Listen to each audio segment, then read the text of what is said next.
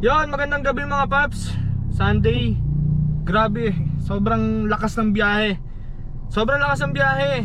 Kaya sa mga bago dyan na nagtatanong kung kamusta si Grab, okay na okay. Sobrang dami na nga namin na pumapasok ngayon dito. Ramdam na ramdam namin yung lakas ng biyahe. Sobra. Walang tigil. Papakita ko sa inyo yung earnings ko ngayon to.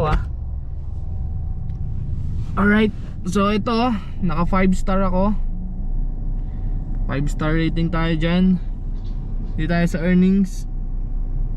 1-3 pa lang 7 bookings. Tignan nyo kung anong oras ako nag-start. Unang biyahe, kinancel ng passenger 9:31, pero lumabas ako niyan alas 8. Alright, so 7 bookings. Tignan nyo yung interval. Ang layo ng interval. Ano yan, galing ako niya ng MOA. Nag-ikot-ikot ako doon, walang pumapasok. Pumunta ako ng TAF, wala din. Tapos ayan, nag-waiting ako niyan sa TAF, walang pumasok. Gapang ako niyan pa Makati. Tapos Makati, ikot ako Glorieta, walang pumapasok. Hindi ko alam kung may problema yung apps ngayon pero ayan ang yan ang oras. So sabi ko wala na talaga. Punta ako ngayon sa Isang mga gabi sir. Ay, sorry sir. Nag-vlog lang ako sa sir. Sa Dito sa ko po, sa earnings ko. Sorry sir. Nag-vlog lang ako sa earnings ko saglit. Sorry. Paalis na ako sir. Sorry. Kanina ka pa ba dyan? Ngayon lang? Ngayon lang sir. Kaka-stop ko lang. Sorry po. So yun nga guys.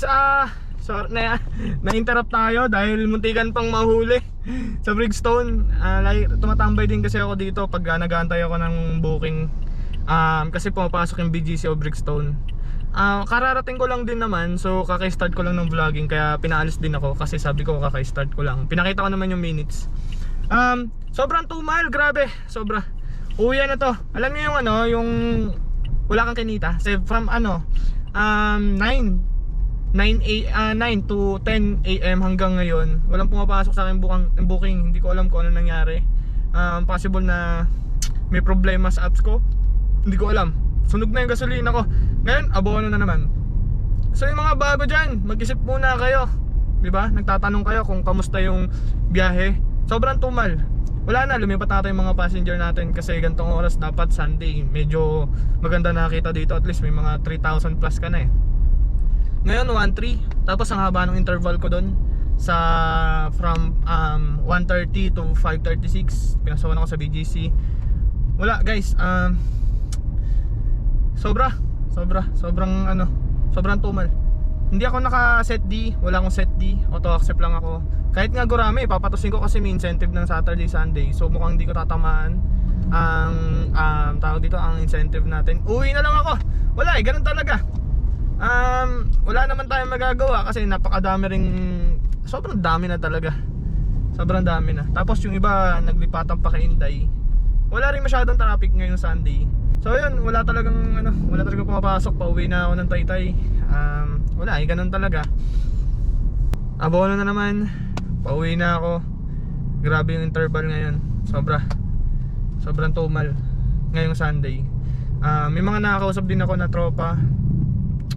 Wala, talaga, bagsak talagang ngayon, ang biyahe ngayon. Ang dami na rin kasi natin kasama. Ang dami na rin bumabiyahe ngayon na ka-grab natin. Tapos ang dami na rin bago. Tignan nyo, nung nilagay sa news, 39,000 vehicle ang bago ngayong March. Ngayong, hindi ko alam kung nirelease ng February. Basta ayun, nasa 39,000 nirelease ngayong. Hindi yun sa Grab nilabas lang na sasakyan galing sa kasa. Yun yung sabing in-estimate ng nakita ko lang sa news, 39,000. So possible na yung mga bago doon baka pinasok sa Grab. So yun nga, ang hirap ng biyahe. Hindi na natin alam kung ano yung mangyayari sa mga susunod pa na araw. Lalo ngayon, merong mga competitor tayo na mas lumalakas na talaga. So hindi na natin alam kung anong gagawin natin strategy kasi wala, na-choose nila yun Tsaka mas mababa kasi yung pamasahe talaga nila.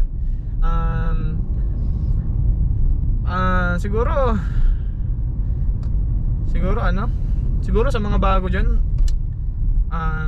kung tatanungin nyo kung okay yung kita, wag. masisira buhay nyo. Masisira yung puhunan nyo. Baka ang ending kasi yan, kung di ba, kung boundary hulog or boundary lang, walang kikitaan yung drivers, sasakit lang ulo nyo. Possible na lalo kung bago, walang pangabono, hindi alam yung diskarte. Hindi ko sa sinisira yung diskarte nyo, hindi ko sa sinasabi na wala talaga. Meron naman, pero hindi nakagaya nung nakaraang taon at mga December, hindi na ganun kaganda yung kita. Number months lang maganda yung kita, ngayon wala talaga. So pag-isipan nyo mabuti, yung mga bagong papasok ngayon is, masid muna kayo siguro hanggang mahina. So kung malakas na, di tsaka nyo na lang pag-isipan kung kukuha talaga kayo, hindi. Pero ngayon, wag. Masisira buhay nyo, sayang ang pera nyo kung ipapabatak lang din. Maraming ganun na narinig ko na kumuha ng boundary hulog or kumuha din ng brand new, hindi rin natuloy, hindi na tinuloy. Sayang lang. Kasi katulad niyan, sobrang tukal ngayon. Lalo kung ito lang yung kukuhanin ng source of income natin, talagang walang mangyayari. Lagapak tayo sa lahat, lagapak. Ako, aminado ko, wala. Abono ka lang talaga ngayon. Yung gas ko, nasunog lang yung gasolina ko, pagod ko, yung oras ko. Hay naka! Papa G, hindi natin alam kung ano mangyayari. Pero sana umayos pa. Kasi madami na tayong competitor. Hindi lang naman kasi competitor sa sasakyan, ang dami na rin motorcycle taxi, MC taxi, dami na rin kasing ibang mga platform, ang dami na rin pagpipilian ng passenger natin. So tayo lang kasi is tayo yung nag number 1 kasi mas kilala tayo. Pero may pumuputok na isang platform na ayun lang problema natin kung paano nating masusolusyonan, mapapabalik yung passenger. Ang gagawin ni Papa G is ibabagsak na talaga yung presyo para magbalikan. Kaso hindi, kahit anong bagsak niya, mas na-choice talaga nila yung isang apps. So siguro magdadasal na lang tayo. wala tayong no choice. Ito yung napili nating tadhana. Siguro yung iba dyan nag-signing off na kasi alam nila na wala. Siguro yung iba kasi dyan nagsa-signing off tapos bumabalik na lang pag malakas na yung biyahe. So ngayon wala, pasensya lang talaga ang mangyayari. Pasensya na lang talaga ang mangyayari ngayon. Ngayon pauwi na ako sa amin. Sana okay bukas Monday. Gagapang na ako pauwi. Online lang ako, walang pumapasok from Breakstone. Dahan-dahan ako bumababa ng Pasig. Papunta ako ngayon ng so walang pumapasok.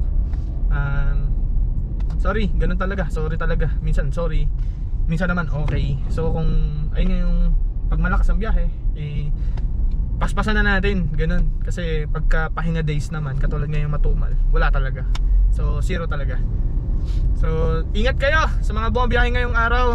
Ingat kayo, sana lumakas mamaya. Pero ako ngayon, wala na, nakatatlong kape na ako at saka isang Cobra.